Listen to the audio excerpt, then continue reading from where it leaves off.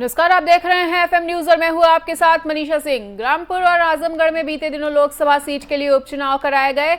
वहीं रामपुर में अब तक हुए लोकसभा चुनाव में सबसे कम मतदान का नया रिकॉर्ड बना है।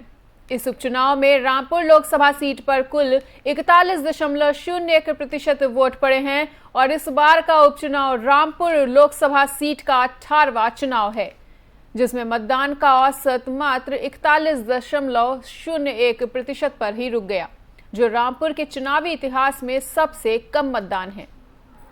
वहीं आजमगढ़ में भी 45.97% मतदान हुआ है।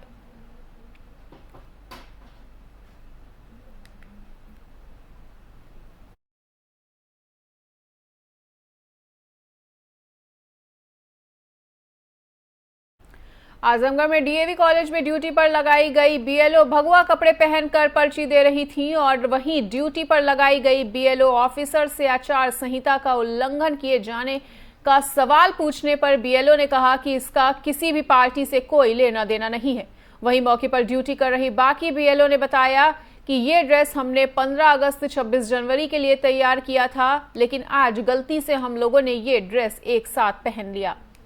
हमारी 2 साथी ड्रेस को चेंज करने के लिए गई हैं और कुछ ही समय में हम लोग भी इस ड्रेस को बदल देंगे।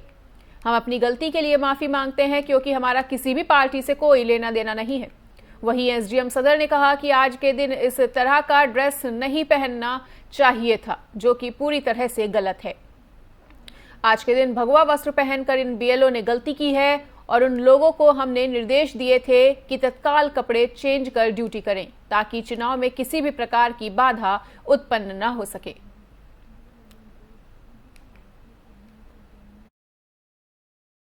क्या नाम है मैम? साधना श्रीवास्तव। अच्छा, आप लोग भगवा कलर पहन के बैठी हैं? नहीं सर, ऐसी कोई बात नहीं। ये हम लोग आंगनबाड़ी का 15 अगस्त 26 जनवरी का ड्रेस बना है सर। हम लोग को किसी पार्टी से कोई मतलब नहीं है। ये पार्टी आप लोग समझ रहे हैं, ये बहुत बड़ी गलती हम लोगों ने की है जो आज पहन ली है। लेकिन ये हम लोग का आंगनबाड़ी का ड्रेस है जो 15 अगस्त और 26 जनवरी के दिन पर्टिकुलर पहनते हैं। बाकी और दिन हम लोग गुलाबी साड़ी पहन के काम करते हैं। तो इस वजह से आज हम लोग अपने आप से ये ड्रेस पहन के चले आए। ये हम लोग की गलती, इसके लिए हम लोग हर पार्टी से सॉरी बोल रहे हैं। अच्छा, सॉरी बोल रही हैं, लेकिन अगर इसको इशू बनाया गया तो फिर आप लोग क्या जवाब देंगे? आप लोगों को जी, अगर आप सॉरी कह रही हैं, आपके सॉरी कहने से ये इशू बनता है कि भगवा कलर पहन के आप लोगों ने पक्षधर बन के नहीं, आप लोग इशू बना रहे हैं इस वजह से। नहीं सर, ऐसी कोई बात नहीं। इसको आप लोग इशू मत बनाइए। ये हम लोग सिर्फ ये 15 अगस्त 26 जनवरी का हम लोग बोले। अगर इशू बनाया जाता तो क्या करेंगे? इशू बनाया जा रहा है सर, तो हमारी साथियां गई हैं, 2 चेंज करके आ रही हैं। अब एक साथ तो हम लोग एक साथ जा नहीं सकते हैं क्योंकि कई लोग वोटर भी आ रहे हैं, उनको पर्ची देना है, नाम खोजना है। तो सर 2-2 करके हम लोग चेंज कर रहे हैं। अच्छा। हम लोग इस बात को आप लोग इशू मत बनाइए, हम लोग अभी चेंज कर लेंगे। क्या नाम है मैम?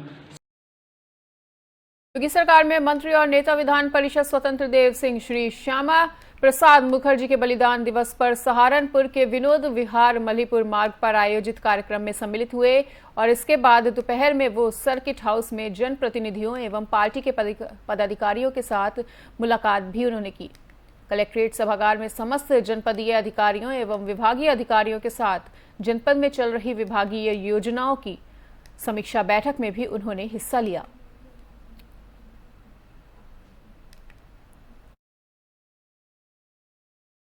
डॉक्टर श्यामा प्रसाद मुखर्जी का बलिदान दिवस जनसंघ के संस्थापक डॉक्टर श्यामा प्रसाद मुखर्जी का बलिदान दिवस है। डॉक्टर श्यामा प्रसाद मुखर्जी, पंडित दीनदयाल उपाध्याय, देश के गौरव अटल बिहारी वाजपेयी के जो सपना लोगों ने देखा था, जो सोचा था,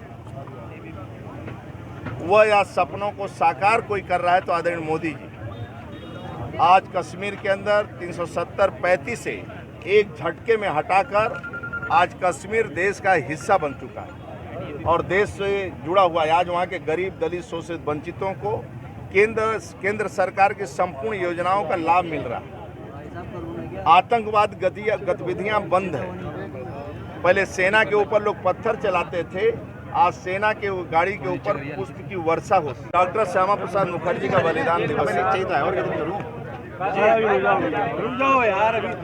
जनसंघ के संस्थापक डॉक्टर श्यामा प्रसाद मुखर्जी का बलिदान दिवस है।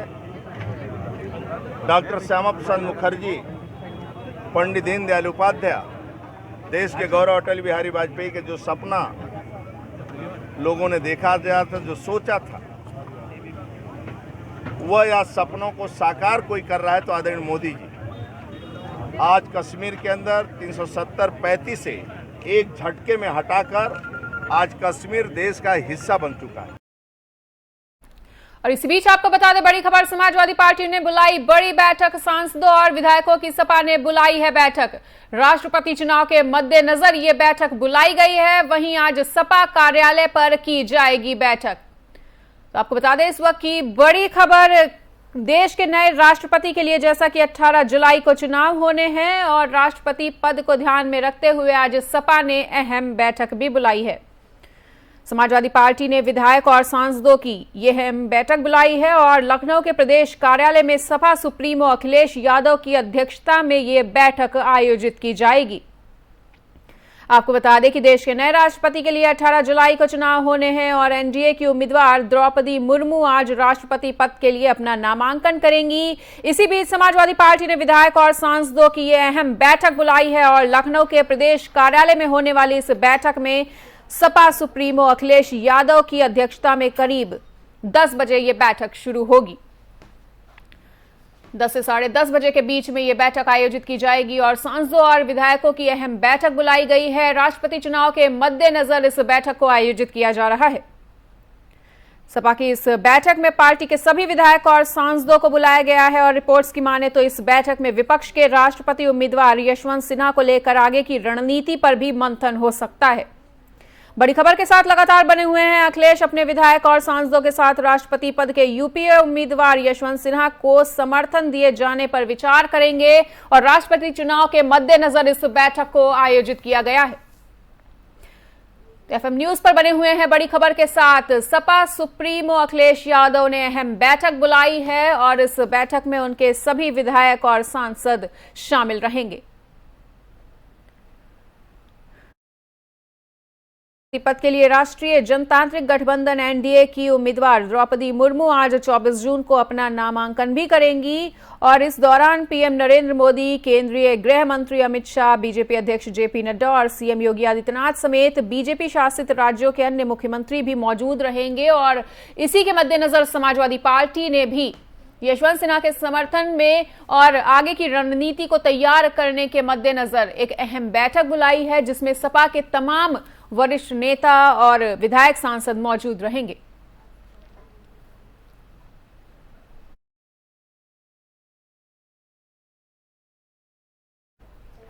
और फिलहाल यहां पर रुकेंगे एक छोटे से ब्रेक के लिए।